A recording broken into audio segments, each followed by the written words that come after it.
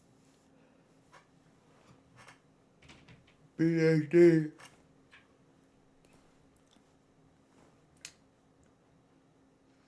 Remember what he did to Matt Frivola, dude? People forget, man. He just slumped out Benny Boy in 5 seconds. Who does that to Benny Boy? Who does that to Benil Dariush? Nobody, except for Benoit Saint Denis.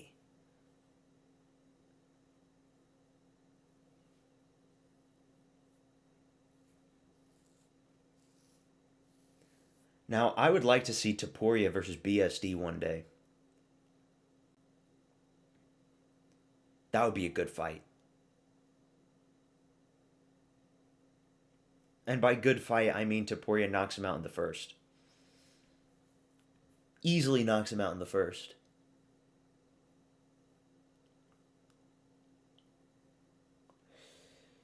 Benil is so washed, like worse than Tony. He beat Money Moik, didn't he? Yeah, he beat Money Moik. Just how dog shit is Money Moicano if you lose to Benil Dariush at this point in his career? His hair is literally graying. He looks like an old man. BSD overhyped reminds me of a Chandler type of situation. I don't know if he's overhyped, but he's overrated. Maybe. Like he was thrown in the deep end too soon. He shouldn't have called out Dustin Poirier, but he did. And he gets knocked out. And then the Moicano fight, like, yeah, that's so weird.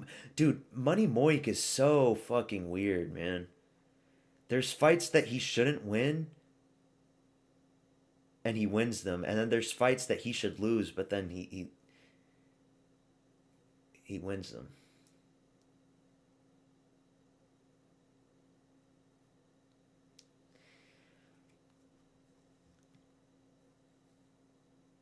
At least Money Moik fought for the belt. Hey, dude, that doesn't count.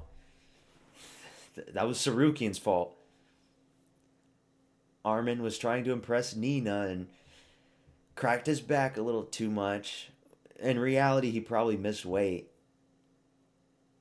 And so Moicano has to step in. That was so bad, dude. That was a year ago, too. I think that was the first card of 2025. Or no, I think it was DDP versus Strickland too. I think that was the first card. I realized Moicano was trash when he fought Aldo. Wait, what? Moicano fought Aldo? You're trolling me, right? Did he actually fight Aldo? Please tell me you're trolling me. Wait, what he did? I don't remember that fight. What the fuck?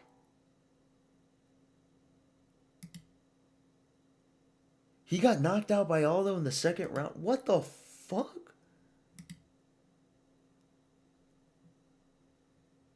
I don't remember this. I started watching the UFC like back in 2018, 2019, so this must have been like around that time.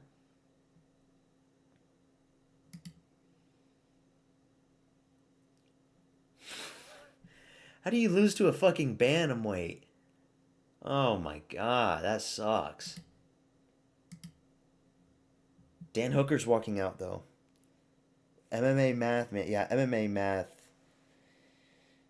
We're all guilty of using MMA math. Been here for a while.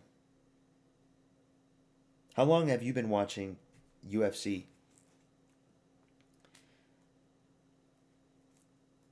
I watched Habib versus McGregor, and that was like the first UFC event that I watched in full.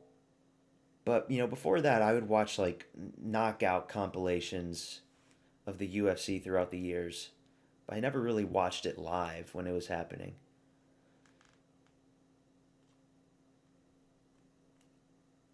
And like around COVID, that's when I started watching every single event.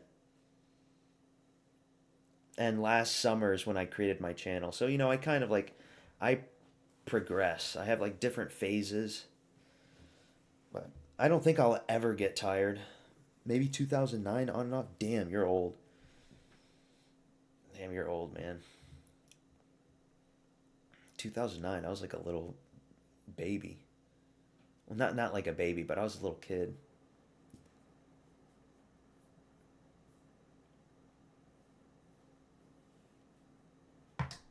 Dan Hooker, poor takedown defense against Armin. Poor takedown defense against Islam. Got taken down by Gamrot. You're going to get taken down by BSD, boy. It's going to happen.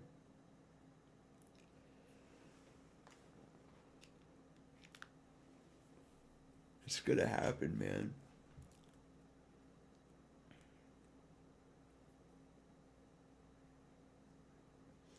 I was in high school at that time. Yeah, you're old. You're like 30, what, 33, something? You're practically a senior citizen, dude. Here we go. Hooker versus BSD. Do not ask the children of Mali what BSD was doing back in the French intervention in the Sahel. BSD was probably committing war crimes in Azawad State. Here we go, though. You know, Hooker's got a shot. Hooker's got a chance, of course. Hooker's a dog. Hooker can take a lot of damage, you know. Just like a regular hooker. A regular hooker can take a lot of damage in the pussy, just like Dan Hooker. BSD, he's got that staff. Or maybe it's just a pimple on his chest, right underneath his tattoo.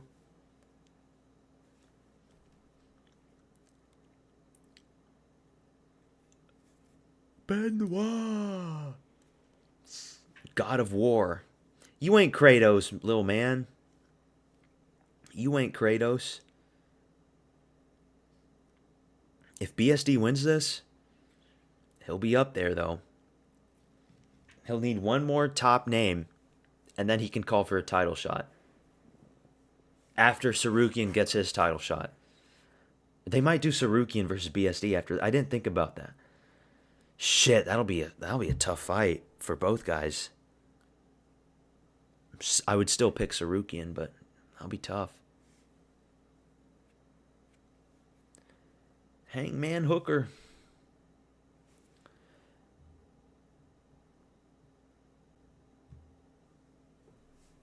Herb Dean. Spinning on fire. Here we go.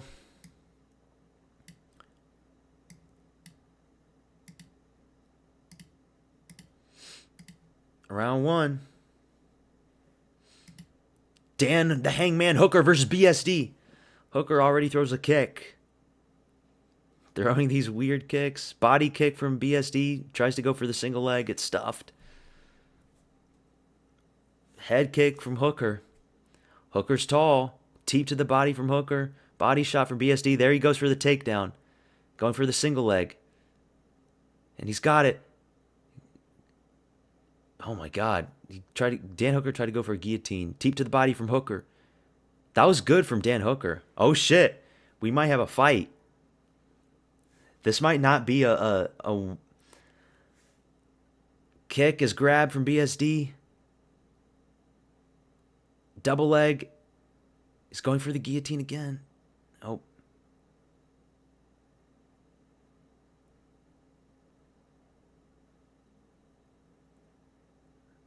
Dan Hooker defends the takedown. Uh-oh, BSD looks like a deer in headlights. Oh no, not like this. Teep to the body from Dan. How do you pick Dan Hooker in this matchup? 2 months ago, his face was completely disfigured. Another teep to the body from Dan. He's going to hurt him. He's hurting them with those teeps. BSD's got nothing. He looks like a fucking deer in headlights. Head kick attempt from Dan. BSD needs to strike. He needs to strike. Another teep to the body. There's a jab from BSD. Go for a trip. Oh, he tries to go for it. Nope. Dude, Hooker's good. Who the fuck is Dan Hooker? He defends the third takedown. There's a good shot from BSD, though. He needs to do the striking. Head kick attempt from BSD. Goes for another single leg. Dan's going to stuff it again.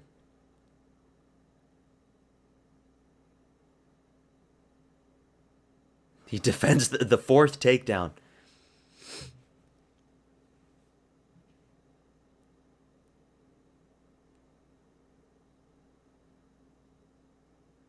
There's a good knee from the body from Dan Hooker. Dude, BSD looks lost. He looks like he doesn't know what the fuck to do. I like Dan. Oh my god, head kick from Dan. You just called it, Goofy. BSD looks lost. Oh my god. This is so bad.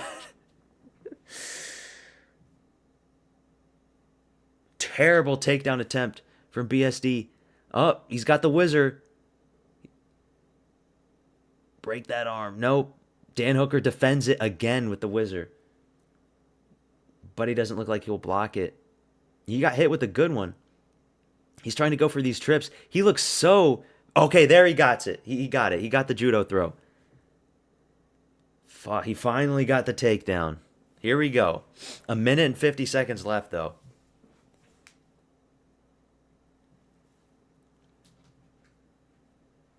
There's the elbows.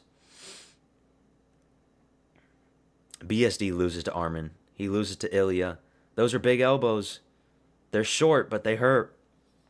Those elbows hurt.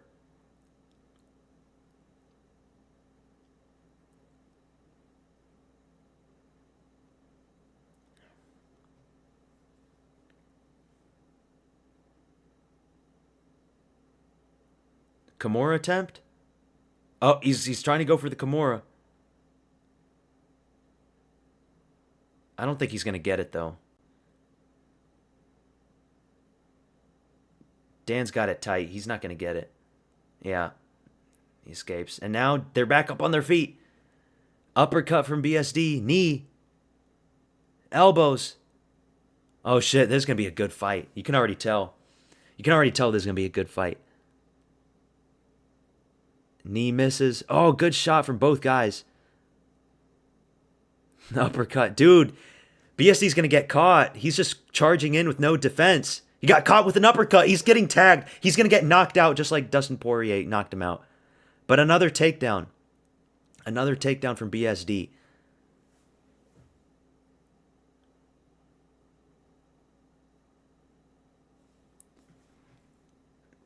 He's going to survive. Dan Hooker's going to survive the first round.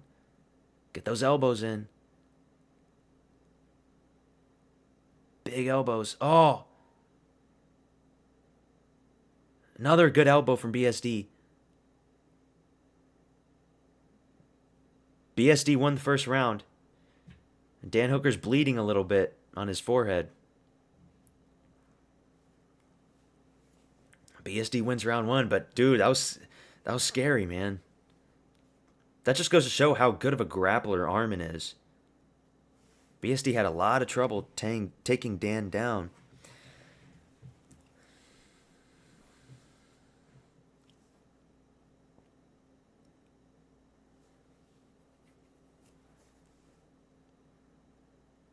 Boom. Dude, those teeps.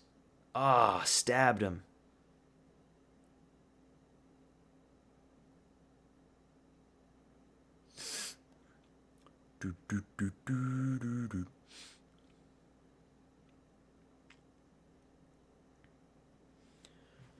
Here we go, round 2. Great round 1. Good fight so far. Yeah, you're right, Jimmy. This is a good fight so far. But BSD still looks tired. He's breathing out of his mouth. Round 2, here we go. Body kick. Another takedown attempt. That's going to be stuffed. Oh, that was a nut shot, it sounded like. Oh, good shots from BSD. He's just going for those takedowns again. He got it. Guillotine. Oh, no, but BSD spins out of it. BSD is a fucking god of war. He just keeps pushing forward. Knee to the face from BSD. Uh-oh. Dan's on top. BSD's got the single leg attempt. They're back on their feet. What a weird fucking style from BSD. Dan Hooker tries to go for his own takedown. No, he's... Oh, big elbows. Oh, my God. Slicing elbows from BSD. He's on full mount. Oh, 7-8. Oh, dude. That's fucking nasty. It's over. Kimura. Oh.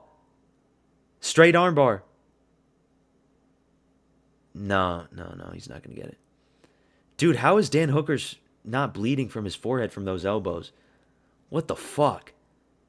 He's trying to go for an arm triangle now?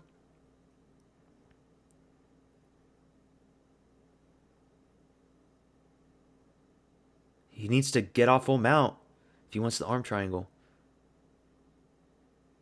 He's hitting with his shoulder now. Shoulder strikes.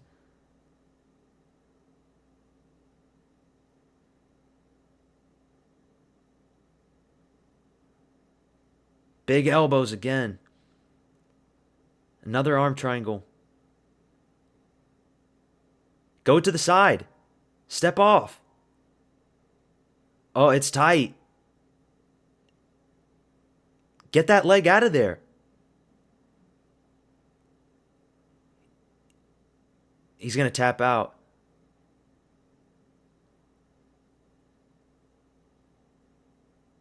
Oh my God. How is he not tapping?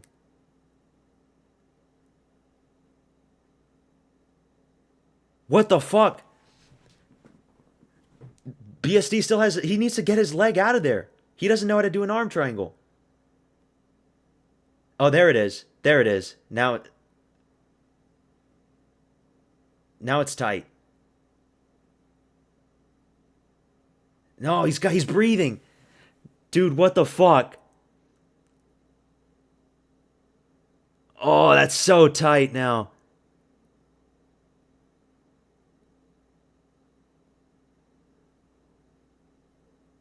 Oh, now it's tight.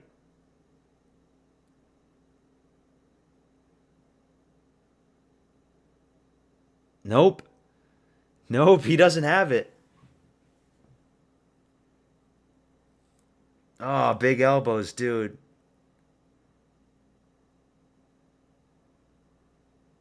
Big fucking elbows.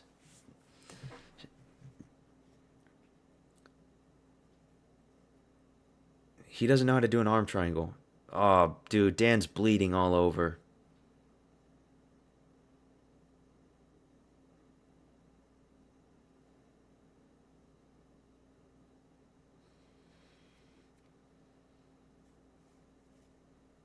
What did I have I had another Hellbow. Giant Hellbows, dude. Not elbows, Hellbows. Stop the fight, Herb. There's a minute left. He's not going to escape this. Stop the fight, Herb Dean. This is just... Fuck, man. Trying to go for the arm triangle again.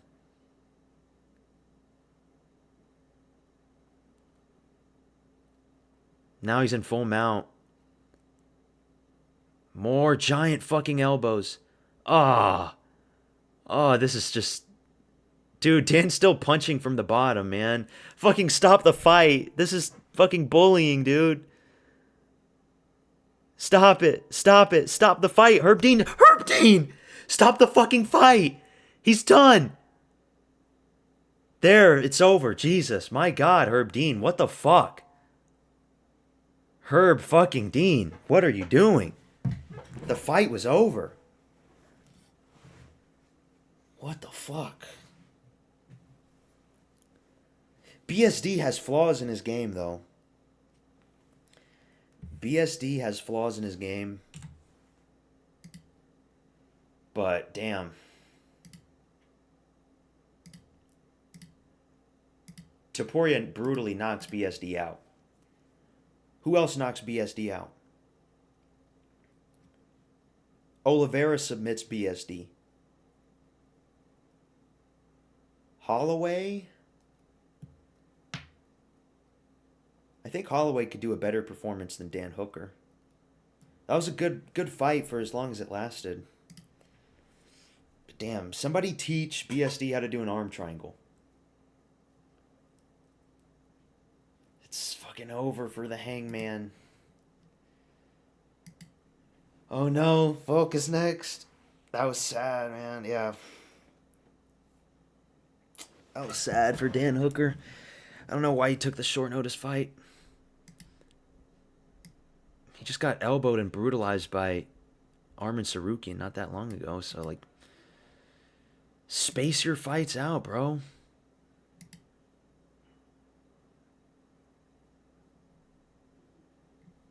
Oh, man in the window and a man in the sky. So now, BSD will probably rank 6. BSD destroys Paddy Pimblett. Max Holloway probably, I don't know who to pick between Max Holloway and BSD. Probably Max. Oliveira submits BSD. Armin outgrapples, beats BSD. BSD beats Justin Gaethje and loses to Ilia Topuria. Who should Paddy fight between this two? I think Paddy should fight Gamrot. I don't think Paddy should fight Hooker or BSD.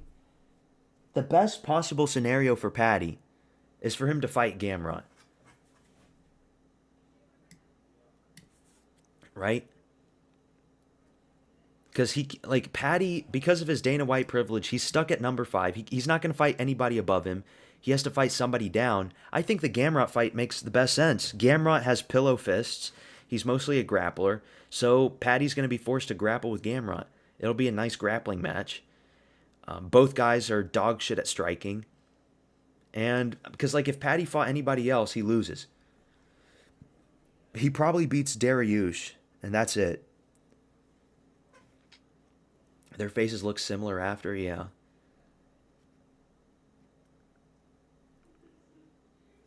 Yeah, Dan Hooker. Like, don't put grapplers up against Dan Hooker. You just can't do that. Max beats BSD. See, that's the thing. I don't know. Like, I think so. BSD, he charges forward recklessly, and Max is going to capitalize off that and knock him out. But still, the takedowns. Like, Max will defend some takedowns, but eventually BSD, he's just relentless. He's going to take you down eventually. And, like, Max, there were times where he didn't look all that great against a washed up old man Dustin Poirier. You know, we have to see what Max looks like against Oliveira. I still don't know who I'm picking for that fight. I'm going back and forth in my head. I'm thinking Oliveira. There's something about Oliveira, but I don't know. Like, yeah, Oliveira gets cracked and he gets dropped by Islam, DP, Chandler, Gaethje. But Holloway, his power comes from... He doesn't have the same kind of concussive power that those guys have. His power comes from his speed and his output. He's a flurry puncher, you know? He just constantly throws shit out there. So he'll piece up Oliveira on the feet. He'll make him bleed, but I don't think he'll knock him out. He might knock him down, you know? I don't know if he'll knock him out. Whereas Oliveira might get the back. And if he gets the back, I think that's it. It's a wrap. You like Olives with the power? Wait, what? Oliveira doesn't have power. What are you talking about?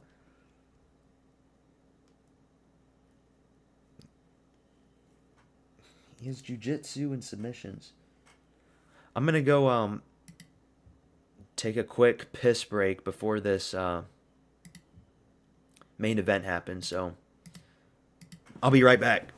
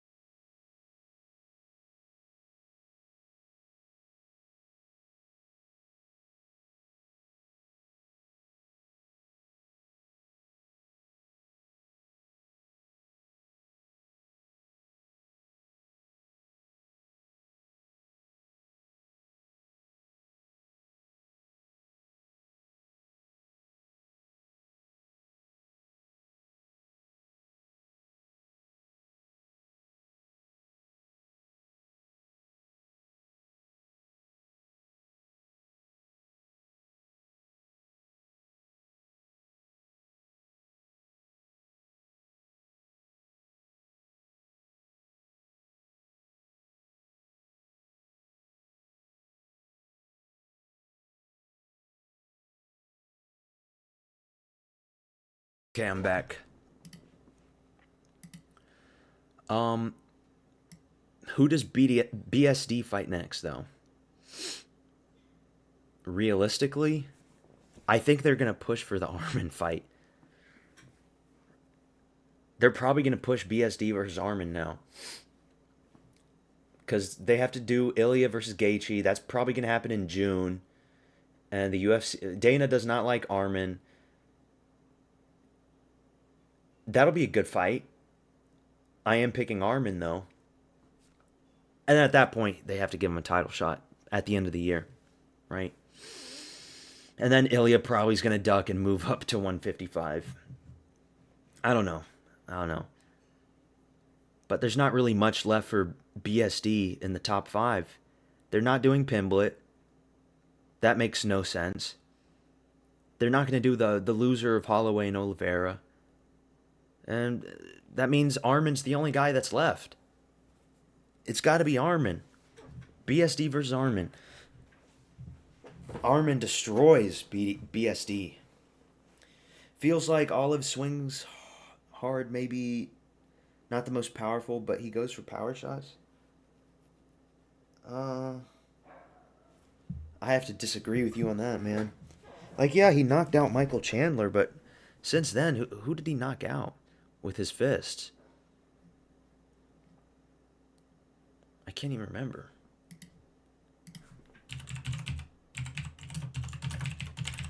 He knocked Justin Gaethje down, but he didn't knock him out.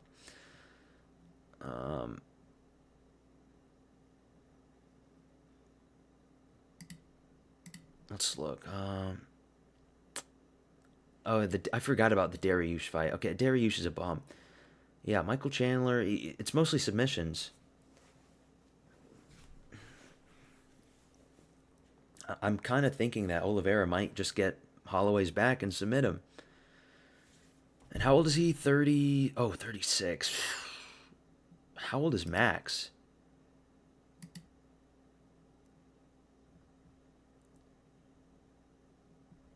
I forget how old Max is. He's 34. Oh, that's not good. I haven't made my picks yet. Kyle Barai versus RDR.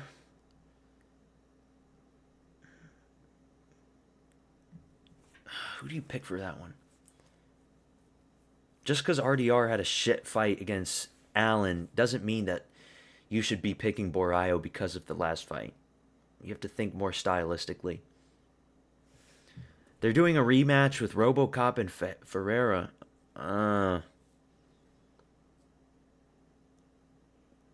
Rob Font, Raul Rosas. I thought this fight already happened. Or maybe it was announced before. Garbrandt, Xiaolong, Tobias,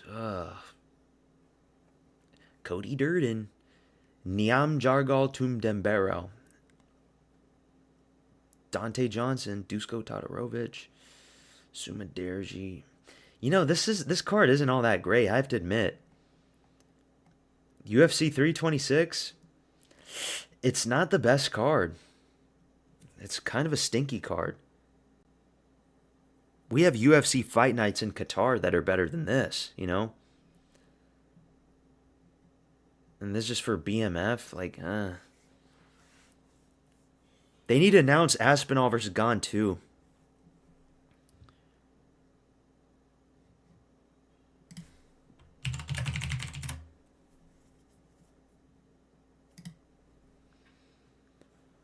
Let's see what else we got. If it will load.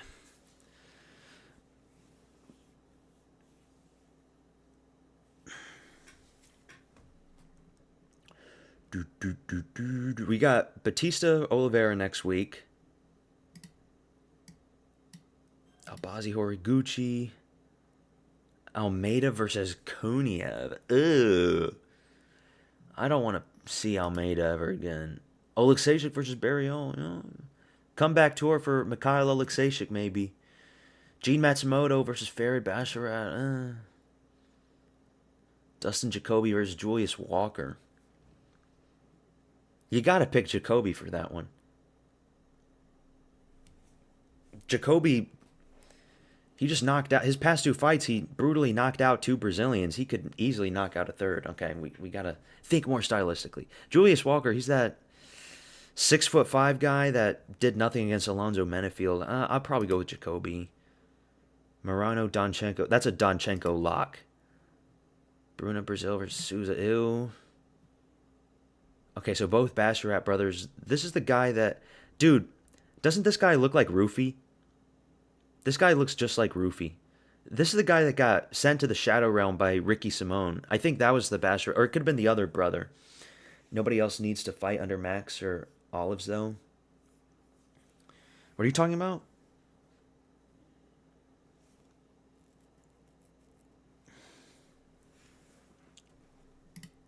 Oh, like for UFC 326, nobody like. Are you talking about like that main event makes the card? I mean, it's a good main event, but Kong versus Mora, Gafurov versus Yakub Wiklash, the guy that retired Patchy Mix from the UFC. Ew. Okay. You know, next week's fight night isn't all that bad. Strickland versus Hernandez. Ike versus... Wait, Milky's back already? What the fuck? He just fought.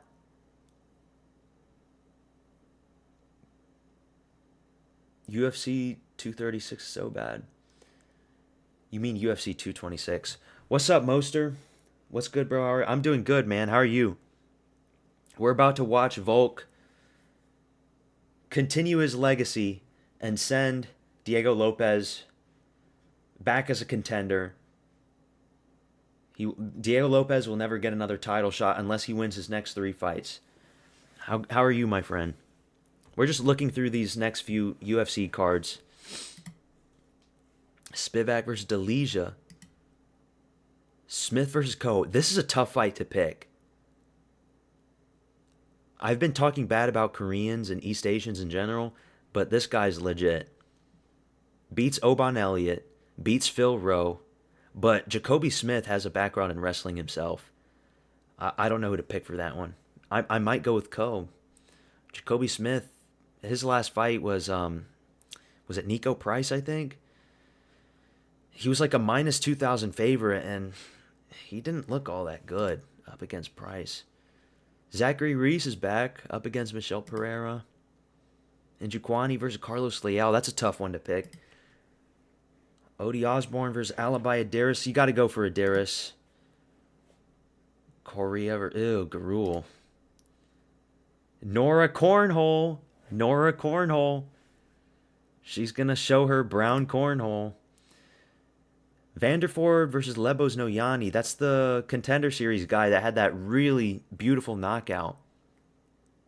I don't know. I don't know who to pick for that one. It's easy to pick the newcomer that's coming in from the Contender Series. And Vanderford had a shitty performance last time, but I don't know. Levitt versus Doval. Probably Doval. Even though Doval... His last win was Isaac Dolgarian, which that was a fraud bullshit fight. And that's it. I'm good, thank you. Not really hyped for Volk Lopez. I don't know, I feel like the UFC is pushing so hard for Diego to be champion, but that's what we are getting. I hope at least they have a war. I agree with you completely, Moster. Nobody wanted this rematch. But, as fans, we have to eat the shit that Dana White shits on us. Because, there's really nothing else. Like, I could be watching Teofimo Lopez versus Shakur Stevenson right now, but we already know Shakur Stevenson's going to win that fight. If there's a UFC event, I am going to be watching it. Always. Except for Strickland versus Hernandez, because I will be on vacation for that one, so I won't be around to stream Strickland versus Hernandez, unfortunately. I will do a picks and predictions video. I just won't be live, because I'll be on a cruise with my family. But I will be streaming next week's fight night, and we'll be back with Moreno versus Almabayev and all the other fight cards from here on out. And Vallejos is back too. Vallejos is going through Ilya Topuria's type of title run, it seems. Topuria beats Josh Emmett. Now there's going to be a 5-round fight with Emmett and Vallejos now. The Argentinian Topuria. Volk is walking out to Men at Work.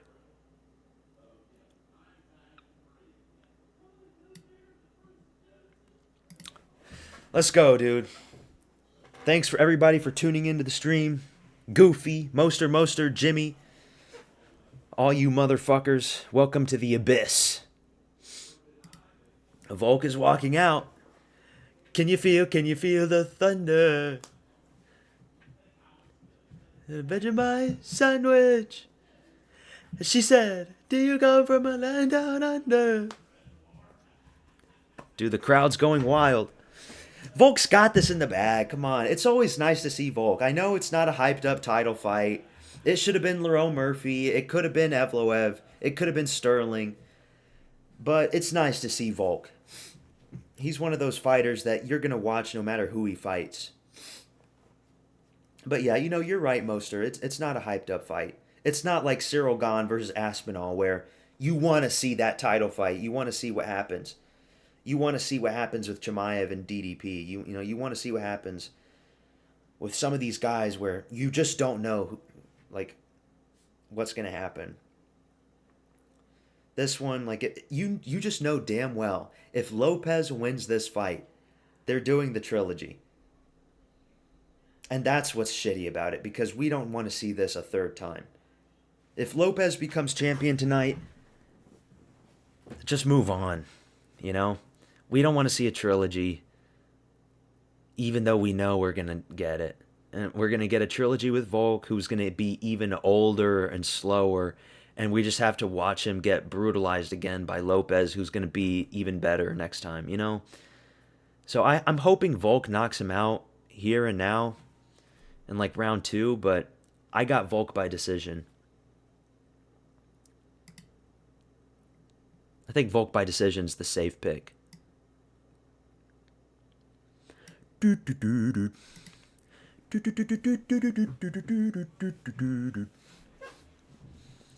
you feel the thunder?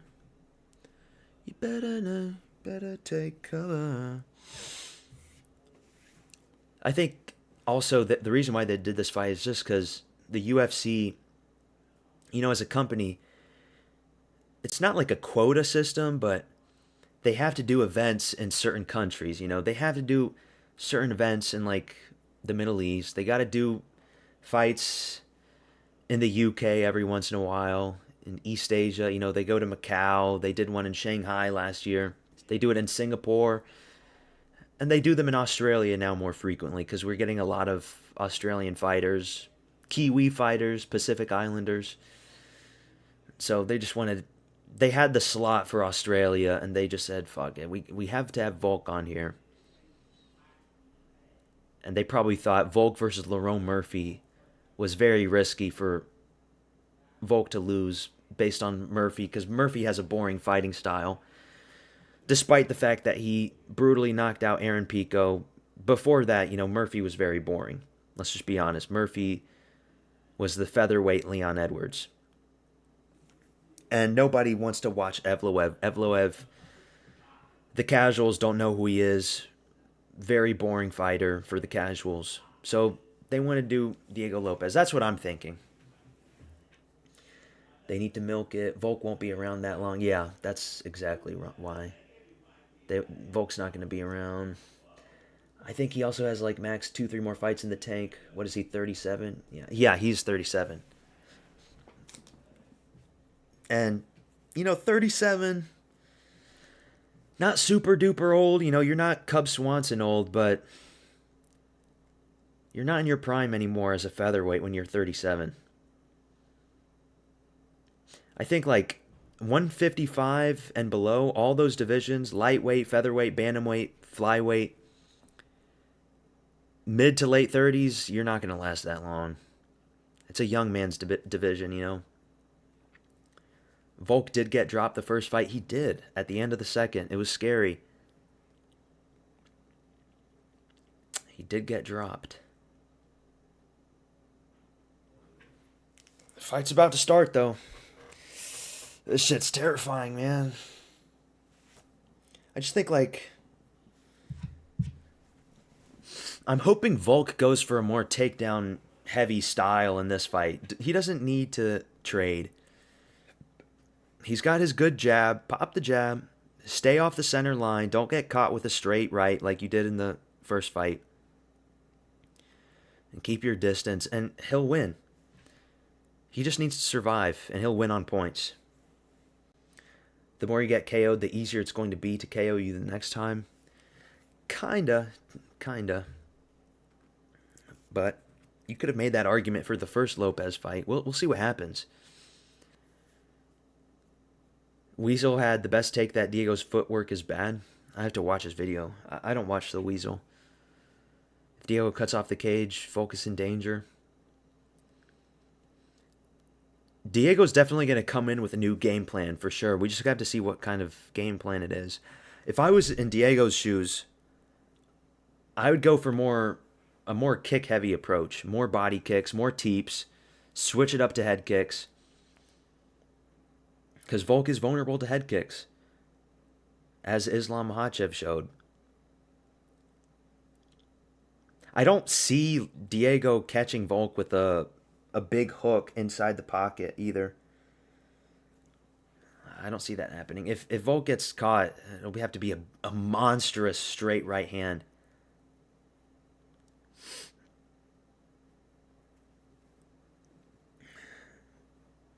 He needs to start strong and watch that jab.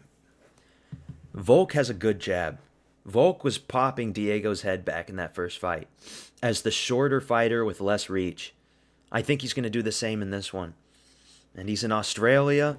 Yeah, he's got the home field advantage. Here we go, face off.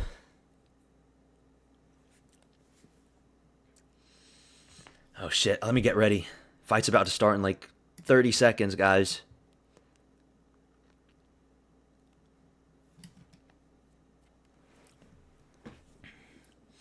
You better take cover. Lopes with the pedo stash. Here we go, dude. Fight's about to start.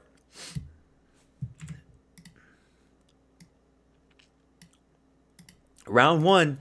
The rematch nobody wanted, but we got it anyways. Alexander Volkanovski versus Diego Lopes 2. Yeah, I got the timer. Is the timer on? Yeah, timer's on.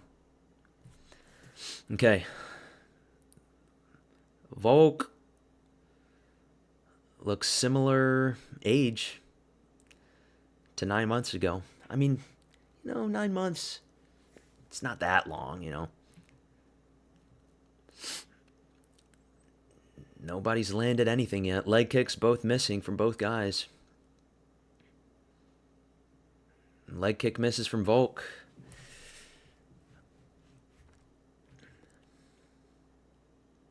I think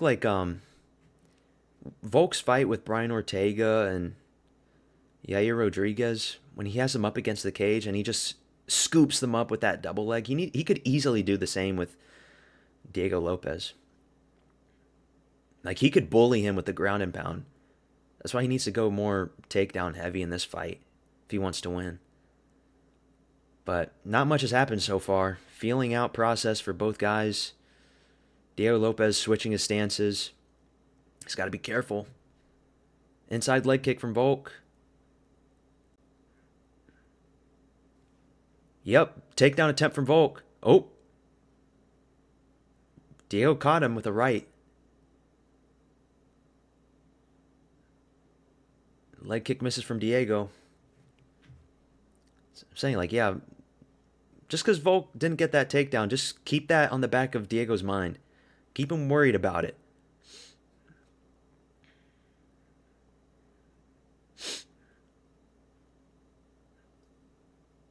Volk's legs are so tiny. He can't get those leg kicks right. They're so short. Diego's so tall. I don't know. I'm scared. I have a feeling in the back of my mind that, Volk can get chinned. Oh, you got to be careful. They're swinging now. There's some exchanges, but Nothing lands. I think it's a disadvantage for... Oh, there's a good check leg kick from Volk. I think Diego having that long hair that swoops over his eyes, that's got to be a disadvantage. It's got to be annoying. He should shave that shit off, you know? Head kick blocked from Volk. And Diego's constantly switching his stances. Like, that mullet's got to be annoying. It looks decent, honestly. Mullets never look that good, but it looks good on his face, at least. Volk on the back foot. Yeah. But, like, this first round, not much has happened. So even if Diego lands more shots, the judges are still going to give it to Volk, you know? Like, even if Diego Lopes wins a round, if it's a close round, sorry, but they're giving it to Volk. Takedown attempt from Volk. Good entry, but I don't know if he's going to get him down.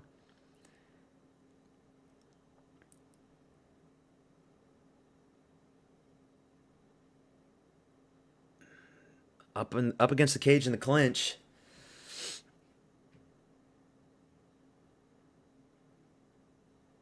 If he gets a takedown, he wins round one. They break. Back on the feet. Volk hasn't really thrown his jab that much either. 50 seconds left.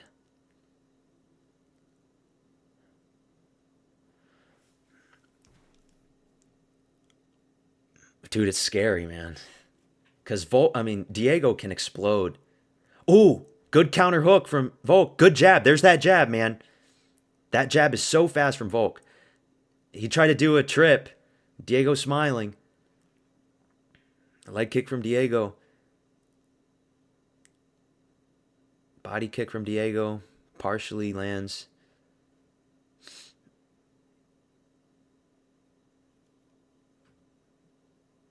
Ten seconds left.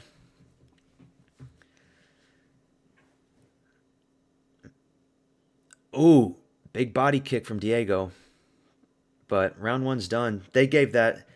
It was a close round, but they're giving that to Volk. Champion, and he's in his home country. They're obviously giving round one to Volk. Lopes can only win by KO or sub. I think he can only win by KO. I don't think he can sub Volk. He's not going to sub Volk. He can only win by knockout. He's got to knock Volk out. That's the only way he's going to win. If Brian Ortega couldn't sub Volk in that fight, what makes you think that Diego's going to sub him? He's got to knock Volk out, crack him on the chin, you know? But, yeah, that was a Volk round.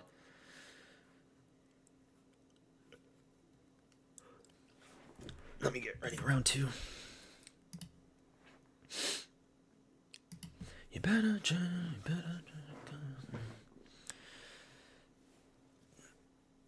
But that jab, that Volk jab, man.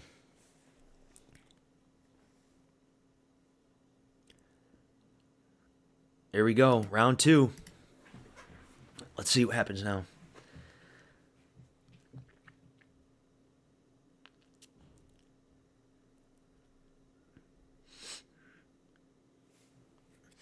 Like, Diego did land that really good body kick at the end. And that's what I was talking about. Come in with that kick-heavy approach, more body kicks, and then switch it up to a head kick. But he only threw one body kick. He needs to throw more if he wants to win.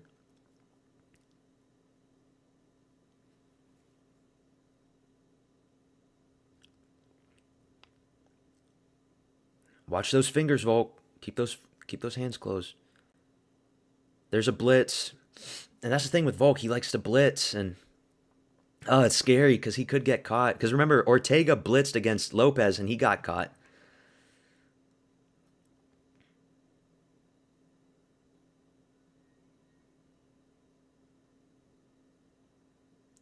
DC talking that Volk's a small guy. Shut up, DC. He's a density. Volk is a density maxer. He's short, but he's dense. You, of all people, should know that, DC. You were the same way. Height doesn't matter all that much.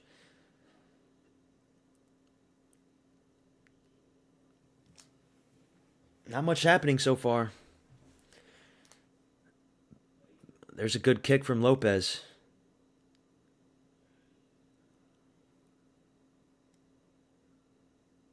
Leg kick from Volk. Leg kick from... They're just leg kicking each other. Oh, dude. That was a big swing and a miss from Lopes. If that landed, oh my god.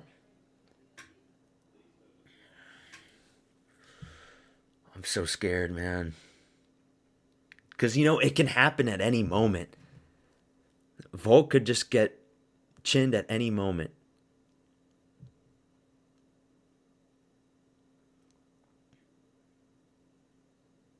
Messy exchange there, nothing happened.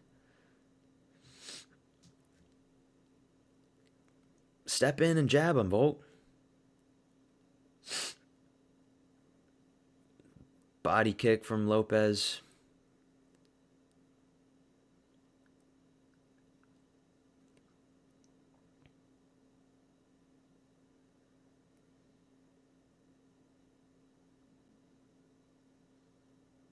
You've noticed now that, like, ever since Volk got knocked out by Islam and Taporia, he doesn't fight the same anymore. He doesn't fight as aggressive. He's not as comfortable as he was. That Lopes footwork, though. Oh, there's a good counter hook from Volk there, but it didn't really hurt Lopes.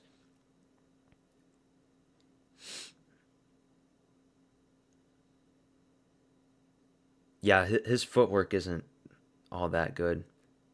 There's a good blitz. Good shots from... Oh, shit, they're swinging now. Oh, did Volk get hurt?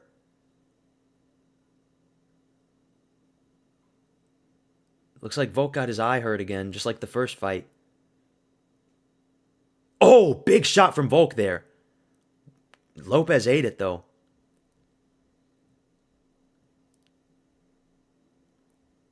It's a big fucking shot from Volk.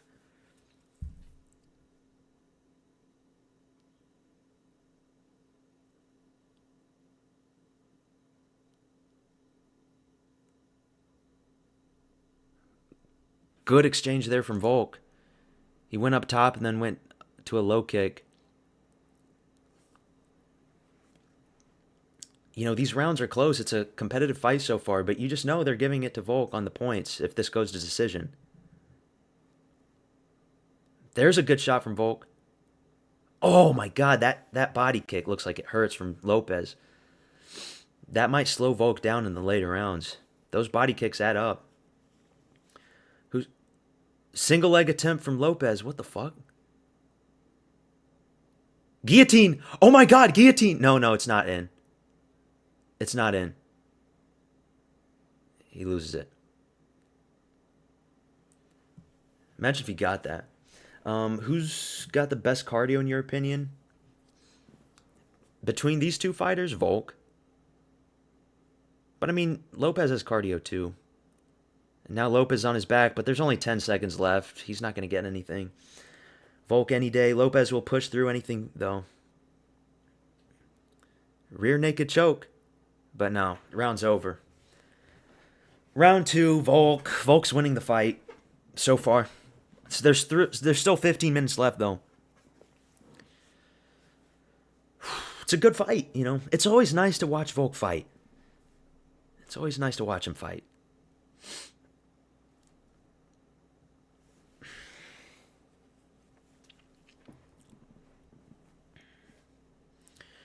But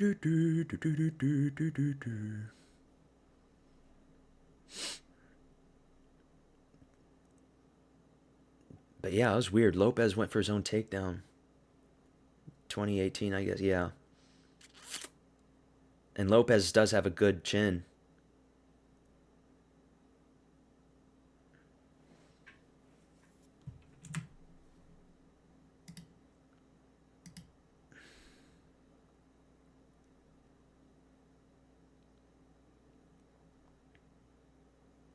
Here we go, round 3. Volk's got a slight little cut underneath his right eye, but we've seen that shit before. Round 3.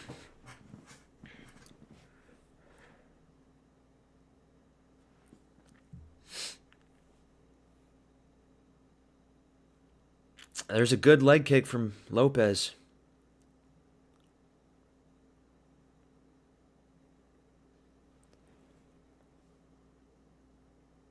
Come on, Volk.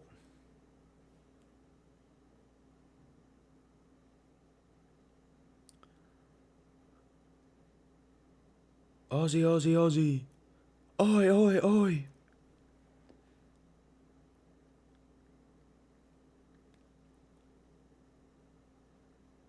Lopes is saying no to his corner, I think.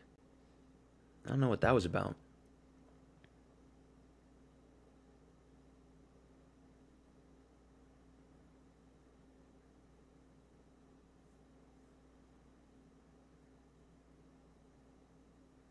Elbow from Lopes. Not much has happened in the first minute of round 3.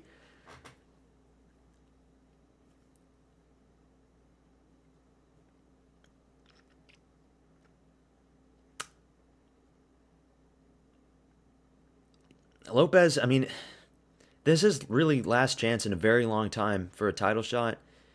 He just got to push in, you know? He's got to take more risks.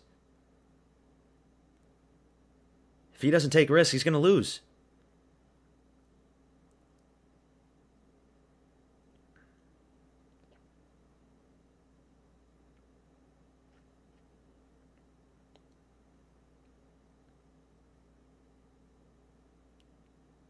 Volk should go for another takedown attempt.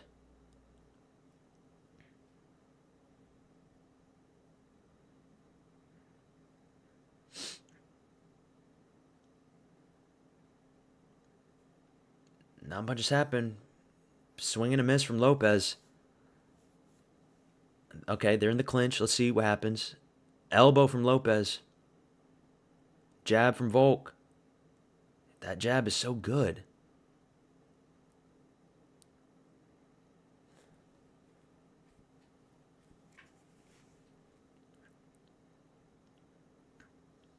Oh my God. Oh, he just rocked Lopes. Lopes just got stunned. Takedown attempt from Volk. Another jab, another takedown attempt. Knee to the body from Lopes. Oh my God. Lopes' chin, man. Holy shit. That was a good exchange. Leg kick from Volk. Good 1-2 from Volk. Good jab from Volk. Volk is still good, man. I don't care what anyone says.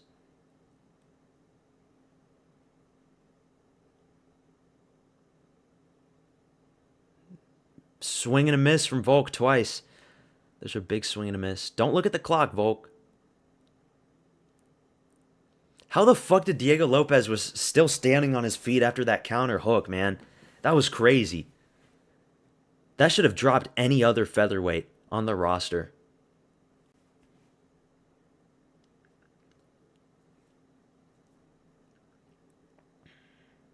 It's like he sets up the counters well. He's so good. Another jab from Volk.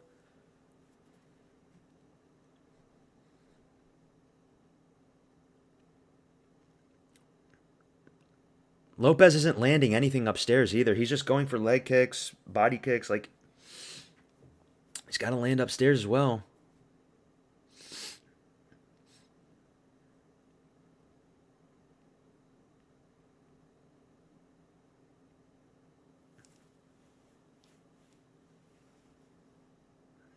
Oh!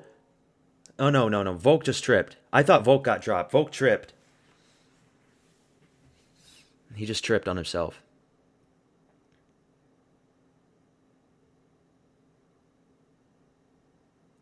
Big swing and a miss from both guys.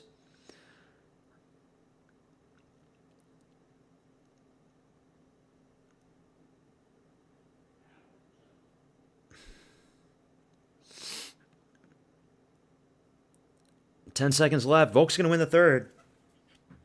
Knee to the body from Lopes. That's it. That's round 3. Volk's winning this fight, man.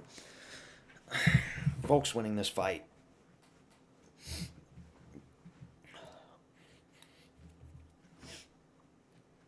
Easy, unanimous decision for Volk.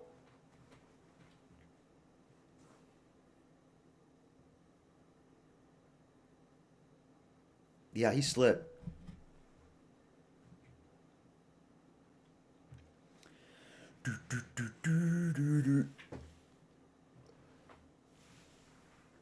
Volk's winning. Diego Lopes, I don't know what he's doing, man. Wrong game plan. It's like he didn't learn anything from the first fight, it seems.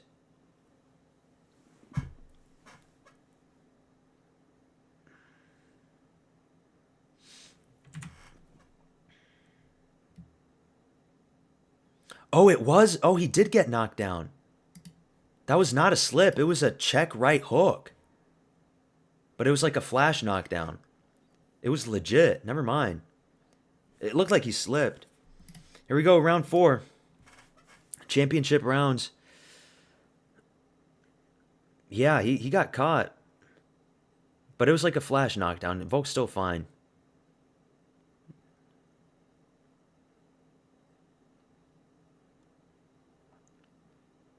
But yeah, Volk is winning so far. He's winning every single round. He just has to survive and he wins. Even if he loses these next 2 rounds, it doesn't matter.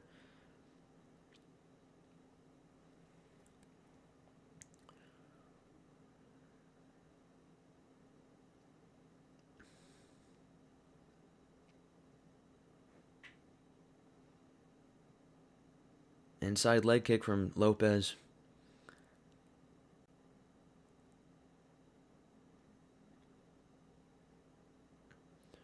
Volky. Takedown fake from Lopes. I don't know what he's thinking. There's some good shots from Volk there.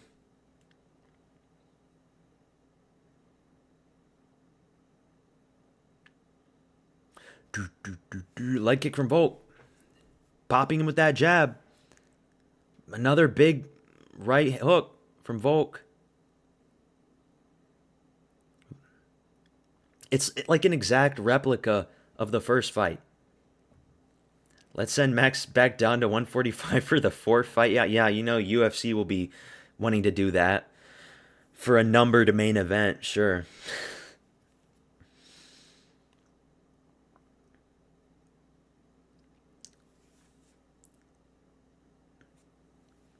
Lopes was doing better in the first fight. It's like he learned nothing.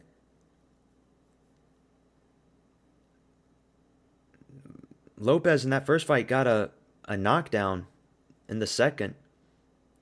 Can't even knock down Volk. He hasn't even hurt Volk. Like, even that check right hook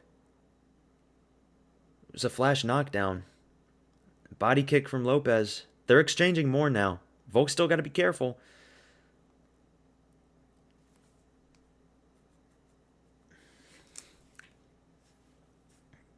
More kicks from Lopes. There's a good shot from Lopes, but it was weak. He's more timid, yeah. Well, he's just wanting... This is the best case scenario for Lopes. You get a second big payday. So, you know, he's happy. Oh, the good jab from Lopes there.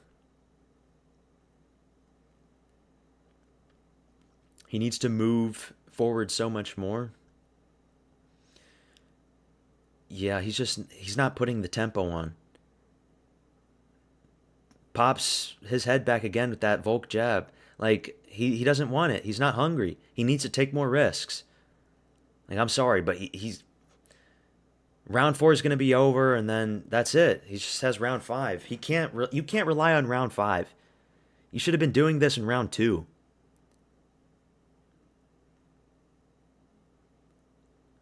Close the distance and time some knees when Volk dips his head down. Because you know Volk is going to dip his head down every time you come in. And counter with those overhands. Oh my god, another big overhand from Volk. But Lopes keeps eating it, dude.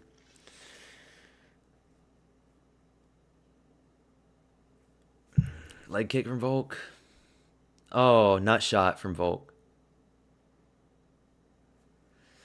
Nut shot. A dick shot. Uh. Oh, yeah, that was bad.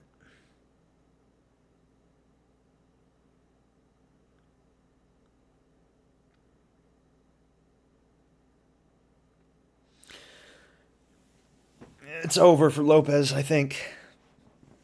He needs a fluke knockout. One giant fluke knockout out of nowhere. Okay, fight's back on. There's a minute left. I can't fix my timer now, so 55 seconds.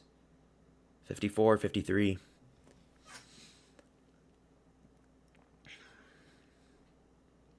Head kick attempt from Lopes, blocked.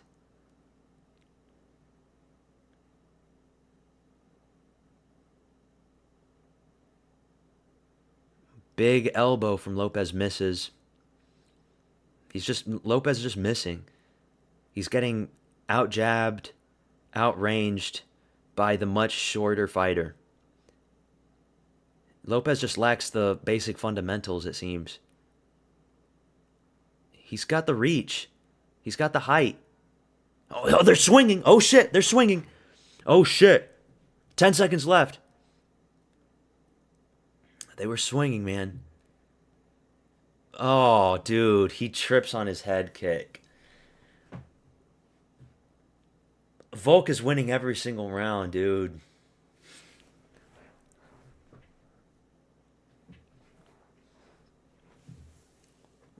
What is he talking about to Mark Goddard?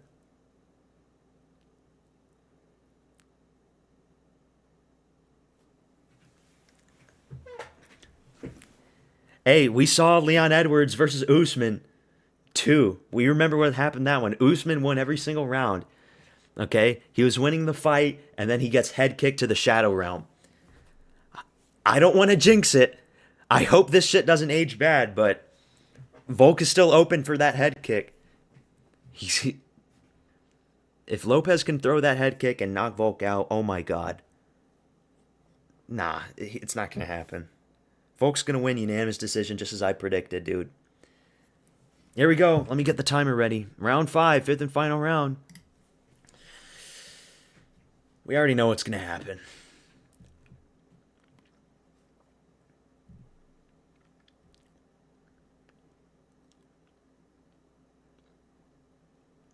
Here we go, round 5. Let's get some swing and bang action here. Let's see some knockdowns. Let's see some violence, man. Let's throw some heat. Jab from Volk.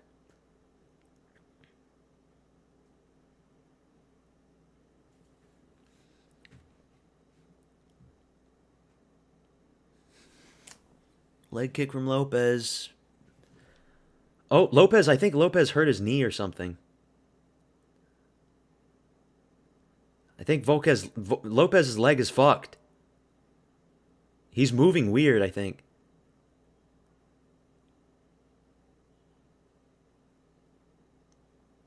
I think Lopes' right leg is something's wrong with his right leg.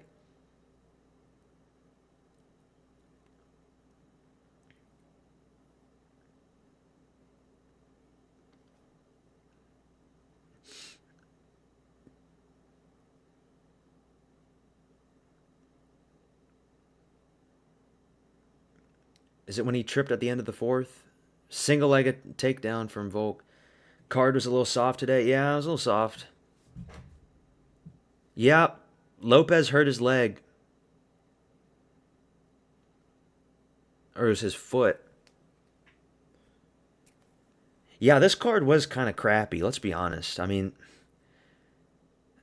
I was thinking we were going to get a good heavyweight fight with Tuivasa, but no. That was shit. Fiziev, you know, was a good knockdown, but it was disappointing to see him lose. The BSD fight was good for as long as it lasted. Yeah, not the best card, but, you know. Australian cards are always meh. Yeah. They're always meh because they always have a Tafa brother. And every time a slot is wasted with a Tafa brother, it's just a waste, you know? But they're in the clinch. We already know what's going to happen. Volk's going to win 50-45. It's going to be exactly like the first fight. 50-45. Oh, but Diego Lopes gets the takedown. Last weekend was really good, though, so can't complain. Yeah. And next week's fight night card, I know it's a fight night, but there's actually some sleeper fights on next week's card. Sleeper fights. Diego Lopes on the back of Volk. If he gets a rear naked choke here, I'm going to lose my shit.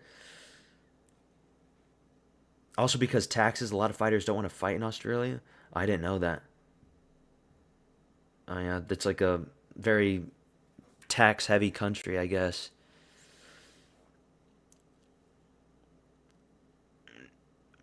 Yeah, Volk reverses it. Elbows to the head.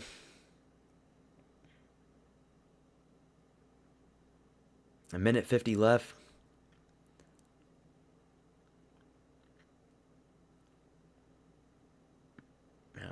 Domination from Volk. There are a lot of people picking Lopes. Volk in this fight was only like a minus 120 favorite. He was a slight favorite. That's what's crazy to me. And I was thinking about picking Lopes like a month ago. But, thinking about it, it's like, no. Volk is a multi-dimensional fighter. Whereas Lopes... Kimura attempt? No. No. Armbar? No, there's no way. There's no way he gets the armbar.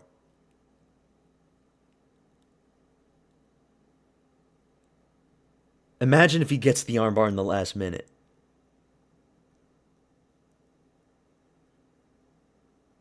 Oh my God. Oh, he escaped. It's over. He wins. 50-45. And now his ass is on his face.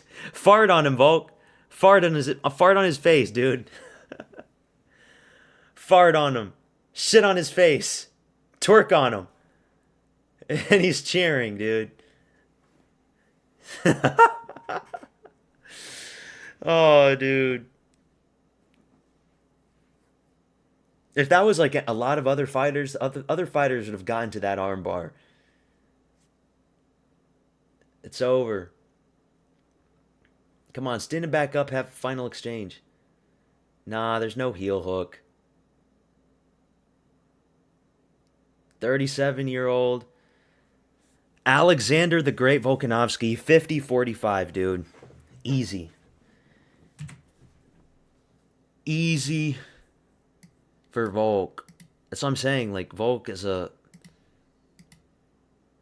once-in-a-generation type of fighter. Should have never moved up to lightweight. Had he stayed at 145, he would have been probably undefeated by now. I will still, to this day, say that Volk would have beaten Topuria. Volk would have beaten Topuria if he never moved up to 155 and just stayed in that division. And he didn't get knocked out by Makhachev and take the Ilya fight like 3 months later. He would have beaten Topuria. It's so sad that he moved up. I hate it when fighters move up. I think fighters should just stay where they are. Unless the weight cut is like that brutal. That's it. I did decent on picks. Fiziev, I'm sad to get that one. Fucking Finney. Finney was my worst pick. Low IQ pick on my part. I will not make any more low IQ decisions like Torres Finney ever again. I picked Finney based on Malkoum's inactivity. He hasn't fought for 2 years. And I thought Finney would actually do takedowns and lay and pray on top of him and maybe get ground and pound, but no. And then those two fights, Sulin Grangbo and Cizeli. I don't care about Road to UFC. So I was picking based on like ethnicity and shit. Did decent. Decent in picks. Not the worst, I'm glad with my Mikhailov pick. But, a lot of these picks are easy. Roston, Elikana, Salkill, those are locks. 49-46. Okay, 50-45 for one judge.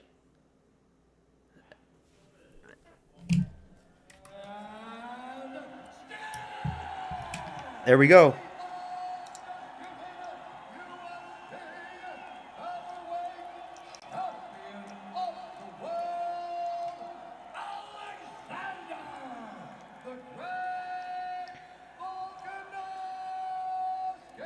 The GOAT. No, okay, not the undisputed GOAT, but that's good, man. That's good.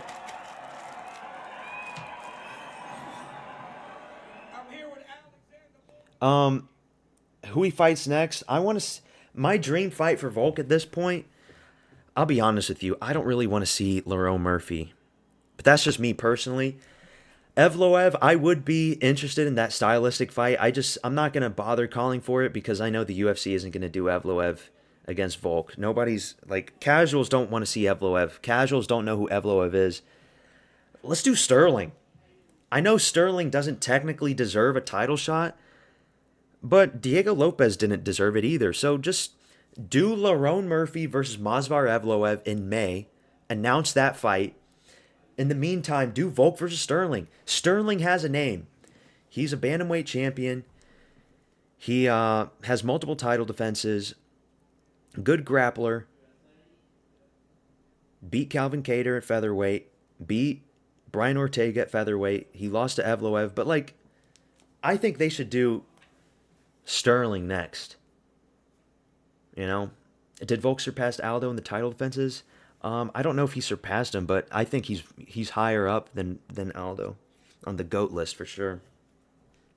Solid picks. Yeah, solid picks. I'm disappointed with Finney. Like, I was going back in my head with Malkoun and Finney. I should have just stuck in with Malkoun. And Fiziev, that was, like, really my only one that I sucked at. You know, I was going to pick Fiziev no matter what, so that was just my L. But we did decent. More right than wrong. We have never gone negative on this channel. We have never gotten more picks wrong in a card than picks right. We have always gotten more picks right than wrong. So, we'll keep that streak going. Featherweight GOAT, yeah. Not the best card, but it's always nice seeing Volk. As for Lopes, you know, it's going to be a long time before he gets another title shot. If they want, they could do Lopes versus Evloev too. Lopes in his UFC debut went up against Evloev. They could do that fight, main event, 5-rounder, because I don't know what they're doing with Evloev. He hasn't fought in what feels like, almost 2 years, it seems like at this point. It's crazy. Like, he fought Sterling more than a year ago, for sure. I have to check up on that. They should run that. Yeah, Lopes versus Evloev 2. But they're probably going to do Murphy versus Evloev. I don't know. All right, I'll be going. Thanks for the party. See you in your video comments. I'll see you, Moster. Thanks for tuning in. I'm going to stop the stream soon here, guys. I watched that live, and man, that was a good fight, even though Evloev is a snooze fest. You watched that live?